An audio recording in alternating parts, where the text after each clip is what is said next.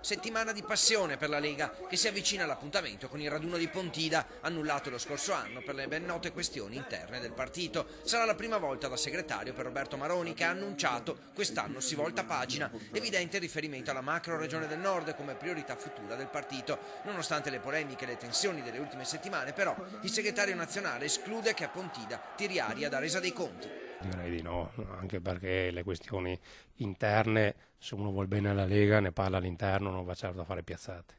E poi perché comunque su migliaia di militanti e decine di migliaia di sostenitori, se qualcuno la pensa diversamente, dovrebbe avere rispetto per chi va a quella manifestazione.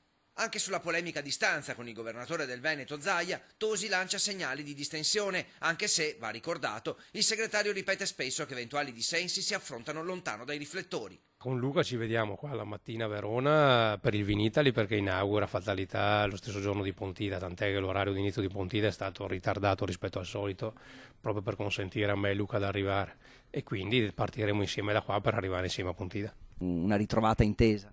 Beh, dal punto di vista del programma e delle idee del movimento, essendo entrambi espressione del movimento in ruoli diversi, lui come governatore e io come segretario, è chiaro che condividiamo la linea politica e i progetti della Lega, e su questo problemi non ce ne sono mai stati né mai ce ne saranno. A Pontida potrebbero arrivare anche sorprese da parte dei bossiani, anche lo stesso Senatur potrebbe disertare l'appuntamento. Questo bisogna chiederlo a lui eventualmente, non so se ci sarà o se non ci sarà.